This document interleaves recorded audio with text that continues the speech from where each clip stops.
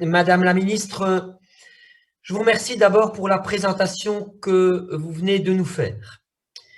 En effet, tant votre exposé que votre note de politique générale sont porteuses d'une vision heureuse de la fonction publique à de nombreux égards. Elles sont également pénétrées de la nécessité de briser l'image que d'aucuns ont trop souvent véhiculée de la fonction publique et lui rendre ainsi ses lettres de noblesse. Le service public, disait Jaurès, c'est le patrimoine de ceux qui n'en ont pas. Et dans votre fonction de ministre de la fonction publique, vous aurez donc la lourde tâche de faire fructifier ce patrimoine commun. Je constate avec plaisir que vous avez pleinement conscience de l'importance du dialogue social au sein de l'institution pour ce faire. Et je ne doute pas que cela se traduira dans chacune des actions que vous souhaitez entreprendre. Car la fonction publique, ce sont des travailleuses et des travailleurs qui, et vous le dites à juste titre, Madame la Ministre, sont animés d'un idéal de service à la population dans son ensemble. Dans un monde où, malheureusement, pour de nombreuses personnes, le travail n'est plus toujours porteur de sens, c'est justement une des forces de la fonction publique, servir l'État, c'est-à-dire les citoyennes et les citoyens dans toutes leurs dimensions. Cela a et fait du sens. Et c'est un motif de légitime fierté pour l'ensemble des agents de notre administration. Associer les organisations de travailleurs au projet que vous porterez, les considérer comme pleinement acteurs des évolutions de leur environnement de travail, c'est renforcer cette fierté et ajouter encore et encore du sens à leurs fonctions. À ce titre, je ne peux donc que saluer l'esprit général, Madame la Ministre, qui anime vos textes, qu'il s'agisse de l'ambition en matière d'accès à la formation continuée, ou le renforcement des possibilités de mobilité transversale, ou la promotion de la diversité au sein de la fonction publique, ou encore la volonté d'atteindre le seuil de 3% de personnes porteuses d'un handicap au sein de la fonction publique.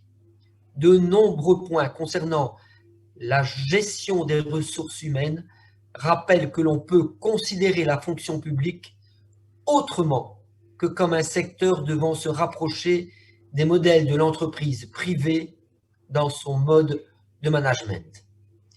Quand bien même les voies pour y parvenir feront sans doute encore l'objet de discussions au sein de cette commission. Au regard de ces éléments, je peux vous dire d'emblée que notre groupe soutiendra votre exposé d'orientation et votre note de politique générale.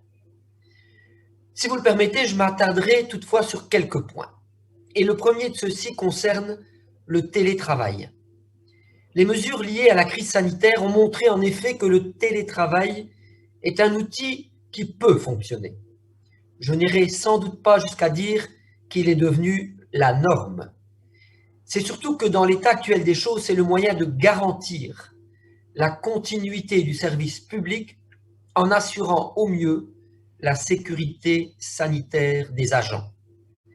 Pour le dire en un mot, le télétravail peut être un bienfait pour autant que l'on se souvienne que ce mode d'organisation du travail demande un encadrement clair, tant du point de vue législatif que du point de vue des méthodes de gestion dans le chef des cadres dirigeants à tous les échelons de l'organisation. Elle requiert également de garder à l'esprit que le lieu de travail est aussi un lieu de sociabilité. Le lien interpersonnel joue un rôle déterminant de ce fonctionnement de l'organisation, auquel une distanciation institutionnalisée peut nuire, me semble-t-il. J'attire donc votre attention sur la nécessité de prévoir cet encadrement et de doter l'institution des outils nécessaires à ce que cette généralisation du travail à distance ne se fasse pas aux dépens des travailleurs et de la séparation entre vie professionnelle et vie privée, et que le service du public au public, pour le public, restera toujours la priorité des priorités. Enfin, et j'en terminerai par là, on évoque également la question d'établir des indicateurs clés de performance pour mesurer l'efficacité du service rendu à la population. Il est certain qu'une politique basée sur la connaissance et les faits nécessite des indicateurs. Mais en l'occurrence, je m'interroge sur la nature des indicateurs. Certains services rendus aux citoyens ne me paraissent pas réductibles à une quantité mesurable. Peut-être pouvez-vous nous en dire plus sur ces indicateurs clés et la façon dont vous les envisagez. Et d'avance, Madame la Ministre, je vous remercie pour vos réponses.